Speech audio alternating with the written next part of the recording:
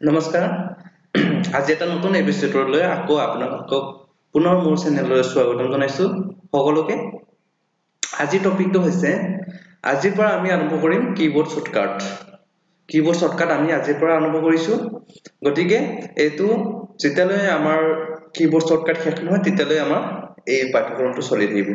ঠিক আছে মোৰ হাতত যিমানখিনি কালেকচন আছে মই গোটেইখিনি কিবোৰ্ড আপোনালোকক chapter by chapter আমি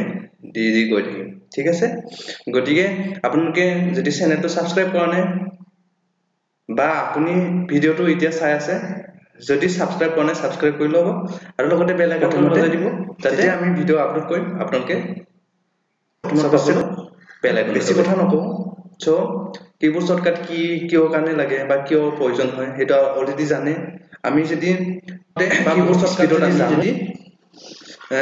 যদি কাম যদি কৰিবলগীয়া হয় কম্পিউটাৰ তে কিবোৰ্ড শৰ্টকাট আমি মাস্ট বি জানিবই লাগিব গতিকে কিবোৰ্ড শৰ্টকাট যদি জানে আপুনি তেতিয়া আপুনি বিভিন্ন ধৰণৰ কম্পিউটাৰ যেটো ওয়াৰ্ক হয় বা যিবিলাক কাম হয় আপুনি কি ফাষ্টত কৰিব পাৰিব এটাই কিবোৰ্ড নহয় জানো আমি যিমান পাৰি ইমান আমি সোনকালে কিবোৰ্ড শৰ্টকাট বিলাক আপোনালোকক দিম আৰু হেতু আপোনালোকে বৰ নহব কাৰণে মই এটো ভাগ কৰি দিম যাতে বুজাবলৈ চেষ্টা কৰিম তেতিয়া আৰম্ভ কৰো যে চেনেলটো লাষ্টলৈ চাব এনধৰণে আমি মাজে মাজে বিভিন্ন ধৰণৰ ইম্পৰ্টেন্ট টপিক আমি কৈ থাকিম সেইবিলাক আপোনালোকৰ প্ৰয়োজনত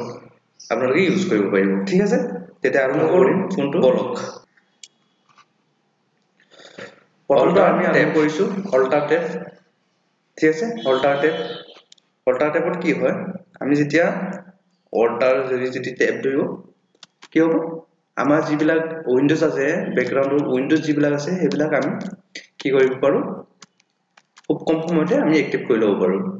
এই দেখা পাইছে এটো যিমানখিনি আমি টাস্কবাৰত মিনিমাইজ কৰি ৰাখিছো গোটেইখিনি আমি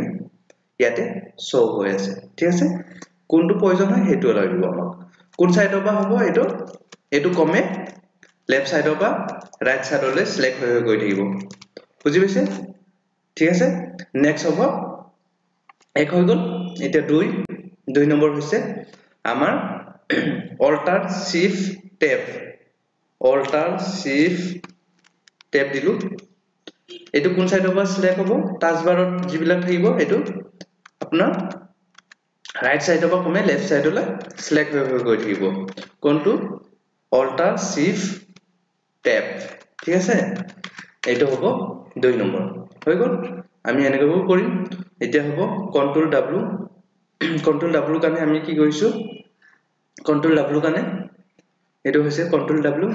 W কাৰণে মই নতুন পেজ এটা লৈ লৈছো নতুন পেজ এটা কন্ট্ৰোল N মাৰিলো N মাৰাৰ পিছত মই কি কৰিম ইয়াতে N মাৰাৰ পিছত মই এটা কিবা কিবি টাইপ কৰিলো সাপোজ এতিয়া মই কন্ট্ৰোল W প্ৰেছ কৰিম কন্ট্ৰোল W হৈছে ইয়াতে উইন্ডোজত কি আহিব যদি সেভ কৰিব বিচাৰিছে সেভ কৰি আপোনাৰ এটো উইন্ডোজটো ক্লোজ হৈ যাব আৰু যদি নালাগে ন যদি সেভ যদি সেভ কৰিব লাগে এইখিনি লিখাখিনি সেভ কৰি যদি উইন্ডোজখন কাটিব লাগে তেতিয়া ইএসজি ফাইলৰ নাম দি তেনেকৈ কৈ দিলে কমানে এটো তেনেকৈ বন্ধ হৈ যাব গতিকে যদি মোক নালাগে তেতিয়া মই কি কৰিম নো হৈ গল এটো হৈ গল নোটো হৈ গল তাৰ লগতে হয় কন্ট্ৰোল W হয় কন্ট্ৰোল F4 মাৰিলেও হ'ব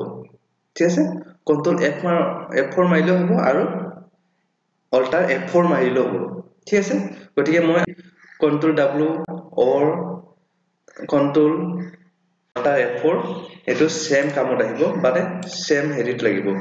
আপোনালোকে যদি প্ৰেক্টিস কৰিব বিচাৰে প্ৰেক্টিস কৰি যাব পাৰে আপোনালোকে কোনো কথা নাই আপোনালোকে চাই ল'ব এবাৰ হা চাই লৈ আপোনালোকে মোক জনাব কোনটো কি হোৱা নাই এটো দিলু তো মানে এইখিনি ব্ল্যাঙ্ক কৰি ৰাখিব পাৰো এইখিনি যিখিনি এক্টিভ এৰিয়া আছে বা ওয়াৰ্কশিটটো আমি এনেকৈ কৰিব পাৰো মানে ব্ল্যাঙ্ক টোটালি ব্ল্যাঙ্ক হৈ যাব ঠিক আছে Alt F4 ইয়াতে F মাৰি কিছুমানে কিন্তু F2 মাৰি 4 টো মাৰি দিয়ে হেনেকা হলে নহব F কি যিটো আছে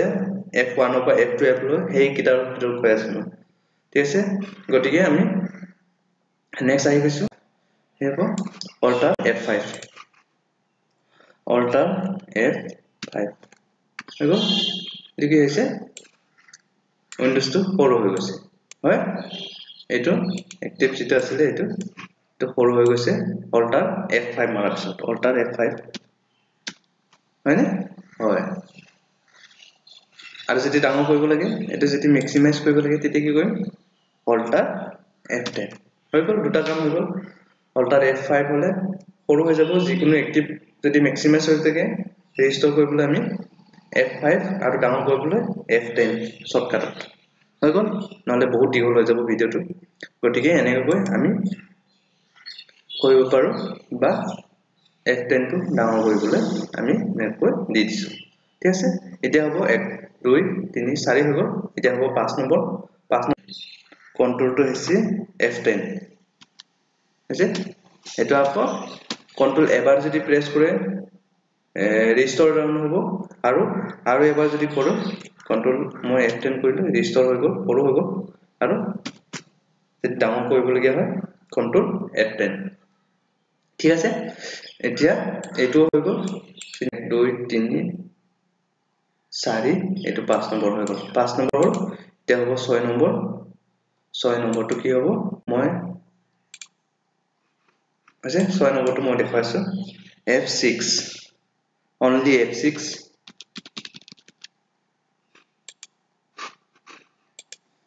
only F6